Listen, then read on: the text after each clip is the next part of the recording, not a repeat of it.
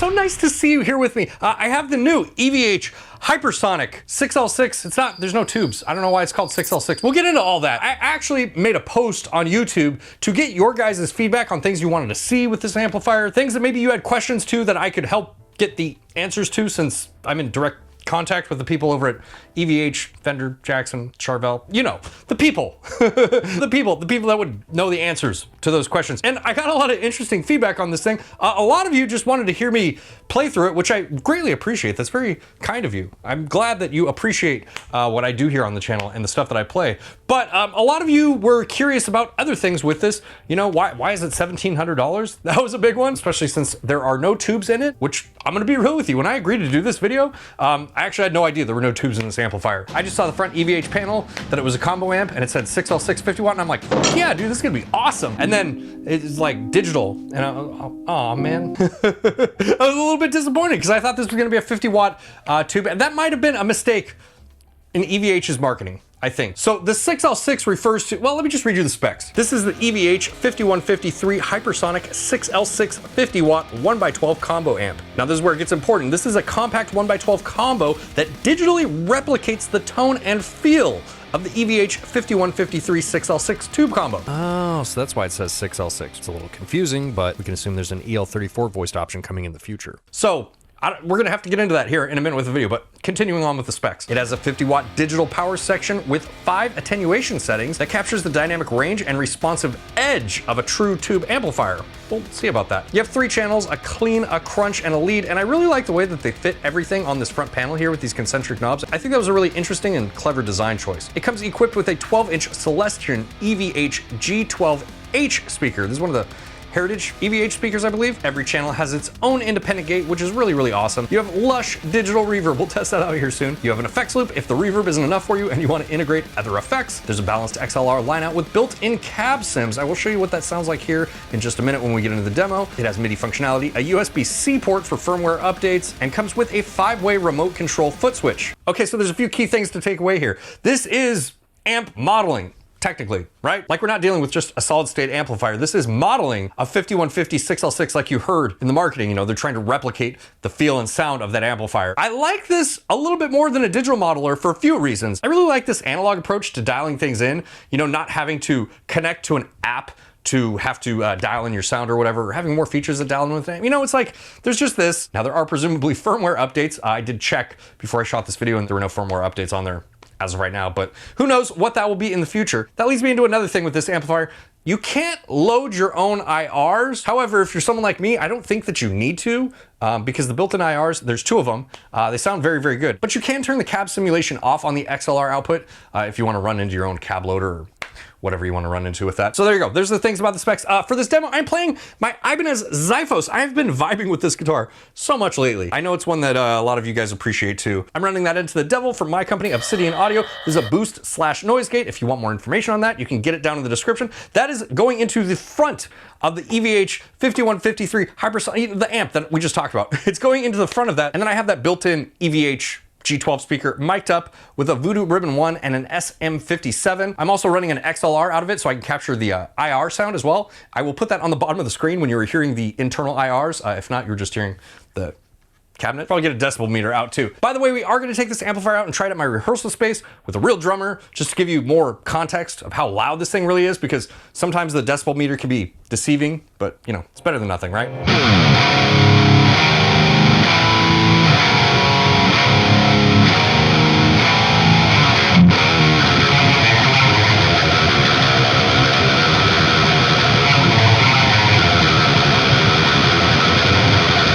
We're on the blue channel. You can see what's going on here. I don't want to get into my opinions too much yet. I want to save that for the end of the video after I take it to rehearsal space, because that can really make or break my opinions on this amplifier, because I think a combo amplifier, especially one that comes at sort of a premium, which I think that this one does. I'm gonna have to research that also. But I think that this amplifier comes in at sort of a premium for a combo amplifier. Take that with a grain of salt yet, because I haven't really researched combo amplifiers too much, and they're not my bread and butter, you know. So, but I think the real advantage that a combo amplifier should provide you is portability, right? Like, you can just take this one thing to your practice space or whatever and plug it in and turn it on and play. I think that's what people like about combo amplifiers. Now, with that being said, I'm a head and cabinet sort of guy.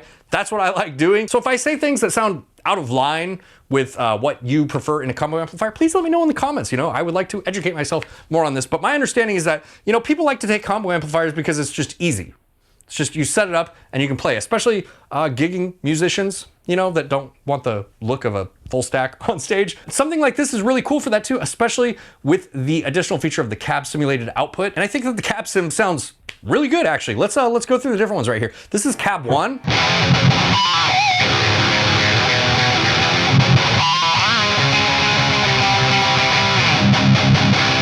I have to change it. This is cab 2.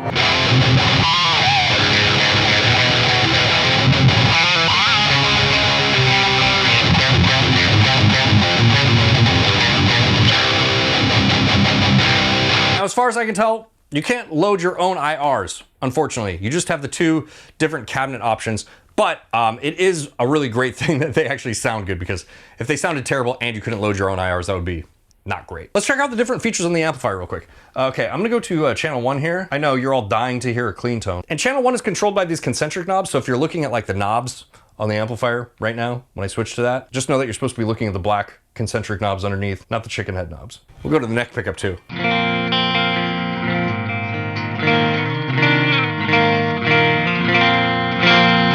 You know, and in the comments that I got about this, it seems like people were really dissatisfied with the clean channel, but I think the clean channel actually sounds very good. Especially when you compare it to like the original 5150 or something. Like, this is much cleaned up from that.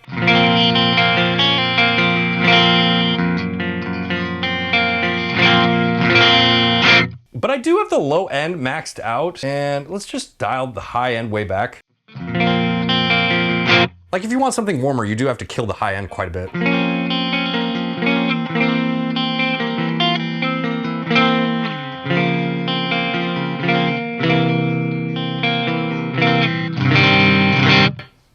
I think the clean channel sounds great, man. I don't know why everyone has this perception that the clean channel is not good. Let's turn this reverb on.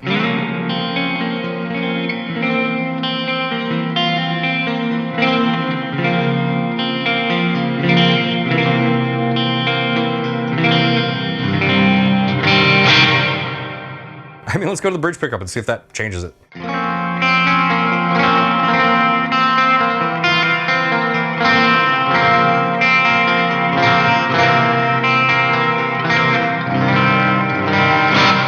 don't know where the idea comes from that this isn't a good clean channel. This is a great clean channel. Just, you know, rock the gain way down. I imagine if we turn the gain up here, I think the green channel even pushed a little bit sounds really, really good, man. Like, this is not my normal thing at all. Like, I just like chugs, but you know, it sounds really good, dude. It sounds really good for what it is. So that's the green channel. I haven't even got into boosting this thing yet. I want to see if I can get that same thing with the green channel on the 5150, where it just sounds really like dry and tight sounding, and it's really good for boosting.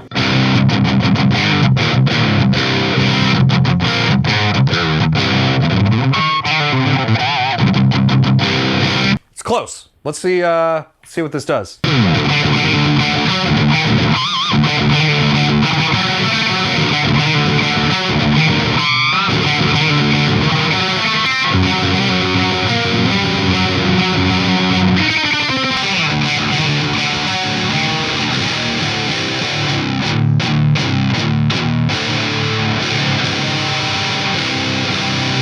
Okay, so it's similar-ish, but it's not really the same thing. Let's go back. You've heard the blue channel.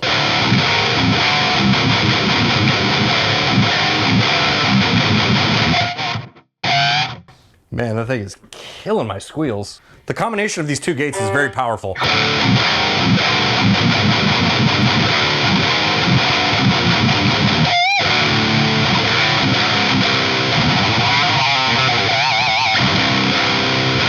I really like the blue channel a lot. I think it sounds really great, especially boosted. The noise gate is very, it's powerful, but it doesn't totally kill the signal. Even turn all the way up, you can still hear my string noise and everything quite a bit. But when I turn this other gate on, there's so much gating happening. You know, I mean, it's dead quiet right now. It's, you know, I can't even hear it, and I'm sitting right next to it. So it's a very good built-in gate, I guess is what I'm trying to get at.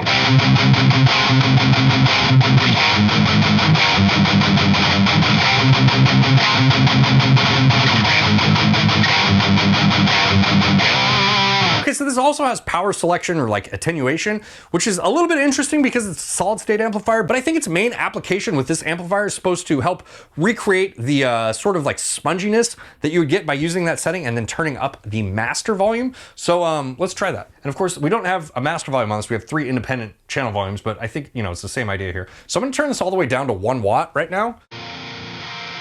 We're much quieter, but let's see if we get spongier.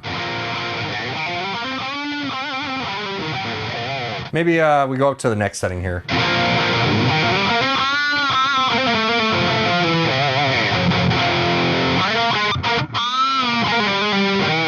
So it definitely does that thing. Whether or not that's a useful tool for you, you know, you have to decide. Is that a feature you wanted? I'm gonna go back up to the full output, and then we'll try channel 3 before we go test this out in a live scenario.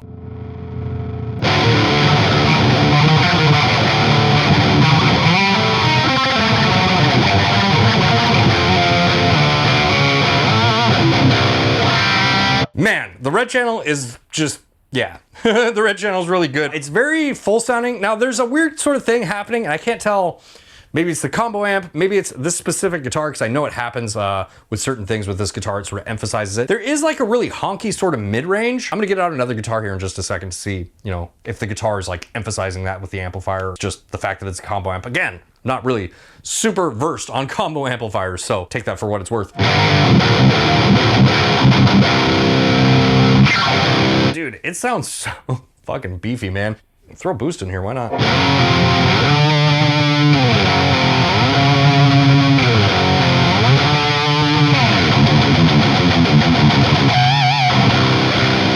I love the way the red channel sounds, man. Genuinely, this sounds really good. It's making me really think that I need an EVH 5153. Let me get another guitar here though with EMGs. I want to see if the response gets a little bit flatter and less like, you know, mid pushed. All right, this is my Jackson Warrior. It has an EMG 81X in the bridge and an 85X in the neck.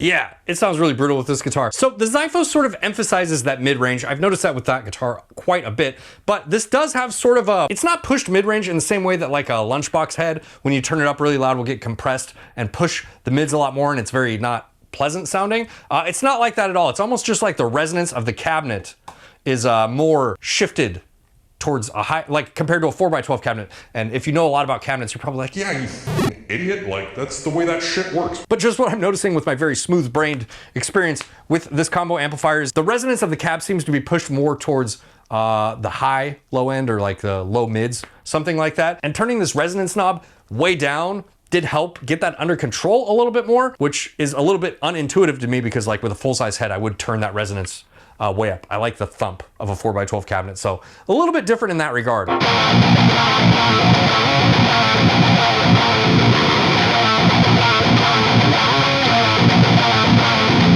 Yeah, and even turning this boost off, which this is based off a Tube Screamer, so it does have a little bit of a mid push naturally. I could probably kill that a little bit to even it out.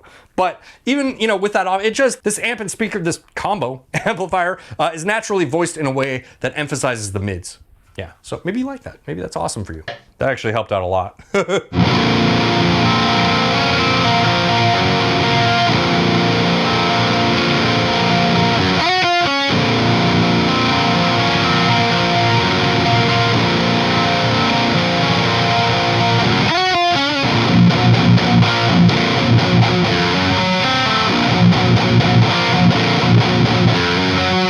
Okay, I have a feel for this amplifier now. I think the only thing left to do before I can really form an opinion on it is to take it to band practice and just hear how it sounds with a live drummer, which I'm just predicting now with that voicing being a little bit more mid-range heavy is gonna really cut through the drums, but you know, we'll see. There's only one way to find out, right? Let's do it.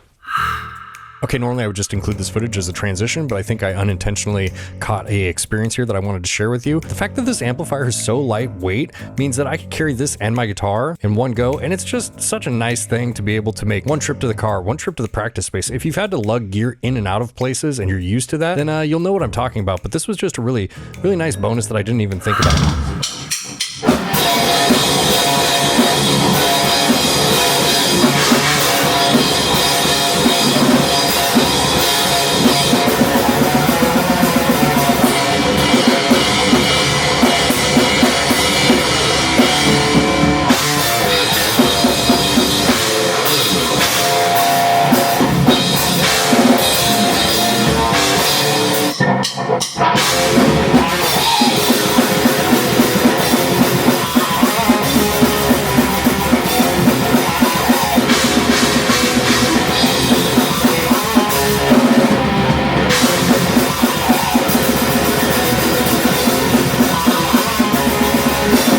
volume example for this amplifier, there's a few things that I feel like I need to point out. First of all, here were my settings on the red channel, and here were my settings on the blue channel. I did have this amp up pretty loud, maybe a little bit louder than I would normally practice with. I just wanted to push it and see what it could do. When we record these live segments, I usually have really three microphones. There's a stereo microphone on the actual camera that's across the room.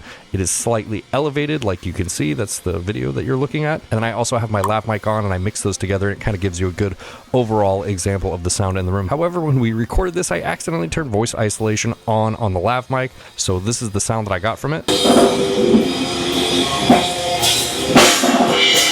Not super helpful, so considering the only mic picking this up was the stereo mic built into the camera, which was across the room, and the drum set was sort of in between the amplifier, which was on the floor and pointed at an angle sort of away from it, I feel like it's a slight misrepresentation that deserves an explanation. So from my perspective, what you're hearing right now, the amp is actually a little bit quieter than it seemed at the room at the time. Just thought I should add that. Okay, I wanted to take a lot of time to form an opinion here and really cross my T's and dot my I's, so to speak. I read through your comments on my post to get a sense of what the perception of this product is, and I think the perception is actually the biggest hurdle EVH has, as I will explain here. If you want the TLDR, if I think this is a good product, I do. It may not be for me specifically, but I'll get into that more here in just a second. So the first thing I want to address is the sound.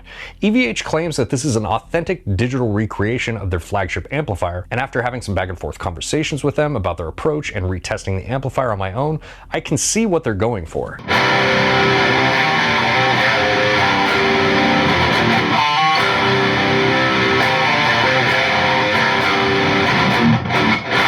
Now, with that being said, there is a big caveat here. I don't own a 5153 50-watt tube combo, so I can't say with certainty that this is a one-to-one recreation with digital components, but I do own a lot of tube amps, and this is probably one of the best experiences I've had with a digital amplifier. This is not comparable to something like a 𝗦cie𝗰𝗶𝗹 or a Boss Katana. It is a very, very different experience. With that being said, this is a sponsored video, and I absolutely do not expect you to take my word from that. I'm sure every Guitar Center will have one of these for you to try out, and I highly encourage you to do so because I was really impressed with this amp. The Hypersonic is deceivingly organic, for lack of a better word, and I'm inclined to believe EVH when they say this is an authentic experience to playing the real amp. I also really appreciate that they didn't go the digital interface route and kept the entire amplifier controlled by the same knob layout that you would find on the tube version, because I'm starting to really hate modelers, and even plugins for that matter, if I'm being honest with you, but that's a topic for a whole other video. Talking with EVH, the whole goal that they had with this amplifier was to remove the tube components without losing any of the fidelity of its tube counterpart. Fender started doing this with their ToneMaster series already, and it's not just Fender or EVH making these kind of changes. I don't know how many of you have seen this, but there's a company called 𝗻that is making tube replacements that are supposed to be plug and play for tube amplifiers. Why would they do this if tubes are the gold standard? Tube availability and pricing is not very reliable, especially for larger manufacturers that need large orders. This has been an ongoing problem, but it really came to a head in 2022 and 2023 with the factory issues in Russia and China, which is where the majority of tubes come from. To compound that issue, you have tariffs now, and if you have any tube amps and have tried to buy tubes for them recently, it's very expensive. Now consider on top of all this that not only is a company like EVH trying to supply amplifiers for the consumer market, but the touring market as well. So having an amplifier that retains all of the same characteristics of a tube counterpart, but is lighter and requires less maintenance would be a big win for touring acts. Something I hadn't even really considered until I asked EVH about it. So that leads me to the last topic, and it's a super convoluted one. Why is it so expensive? That's a difficult question to answer. There's a component that everything is just more expensive now. That's due to a large number of political and economic factors that I don't want to get into on this channel, but I'm sure you can come to your own conclusions. The other large factor I think is a misconception that if it doesn't have tubes, it should be dirt cheap. This is due in large part to several companies as far back as the 80s making amplifiers with incredibly inexpensive components, and then largely bending the truth on what those amplifiers were really capable of. And no shade, some of my favorite amplifiers are cheap 90s solid state amps like the Crate GX130C, but that 130-watt amplifier cannot keep up with a 120-watt tube amp. It's not even close. However, in my experience with the Hypersonic, and the reason I thought it was important to demonstrate at our practice space in this video, it does handle like a 50-watt tube amp. I think that it's actually a massive risk for EVH to release a product like this. This idea is not new, and amp manufacturers have been trying to figure out ways to overcome the idea that not tube means cheap for a long time. The gold standard has always been tube, and lots of manufacturers have tried to push a narrative of cheaply made transistor-based amplifiers that are mass-produced by machines being good alternatives, but the problem is they're usually made from cheap mass-produced components. For example, using low-quality transistors instead of tubes, whereas, and I'm just guessing here based off of the Fender ToneMaster, the EVH Hypersonic is most likely using multiple DSP chips chips, which are essentially little computers. The other thing I would add in here is EVH could have used a cheaper speaker like they did on the iconic cabs to save money. They could have left the back of the cabinet open, or any other number of factors to cut costs if they just wanted to extract as much money as possible out of this product. These choices lead me to believe they're just trying to make something that's good and won't be dependent on the tube market in the future should it completely collapse. Now, with all that being said, I think the trade-off between tube and digital amps is maintenance versus longevity. An all-tube amp is going to require an increasingly expensive amount of maintenance, but it's unlikely they will stop being repairable in the future unless we as a global economy just stop making tubes and tube components. On the flip side, any digital product runs the risk of obsolescence at some point. I'm not saying it's inevitable with these amplifiers, they might last forever, who knows. And as far as the price on this specific amp being $1,700, I would just say that if this is really a one-to-one recreation of the tubes and they're charging, basically the same price for this combo as the tube version, does that matter to you? I'm actually curious on your opinions with this, because when it comes to tube-based components and tubes versus CPU-based components and CPUs, I'm not really well versed on them, and I can't tell you which one is more expensive to manufacture. All I know is that buying a GPU a few years back was near impossible and was really expensive because people were using them to mine Bitcoin. So, take that for what it's worth. I'm not here to try and convince you of anything. I just want to share my experience for those of you that find it valuable. This is obviously a sponsored video, so I fully expect all of you to take everything I say at face value and just try one for yourself and come to your own conclusions. And lastly, I do have a small gripe with this particular combo. There's not a speaker out like there is on the tube version. That may or may not be important to you, but for me, it is, because I like running amps through a 4x12. Not only is it the sound I prefer, but it just gives me a better frame of reference since it's what I commonly use. However, it seems like the Hypersonic line is going to be a mainstay for EVH, so hopefully they release a head in the future that I can test out. I think that would be the true benchmark for me personally, since I'm not really into combo amplifiers. All right, thank you guys so much for being here with me. I really appreciate it. If you are interested in one of these amplifiers, I will leave an affiliate link down in the description below. You probably know how affiliate links work at this point. If you like this video, make sure to do all the things so that YouTube knows that you like it. If you really like what I do here on this channel, consider subscribing or being massively overpowered like these beautiful humans over here on Patreon, where you can get behind the scenes access and all sorts of stuff like that. And I will see you in the next video. Bye.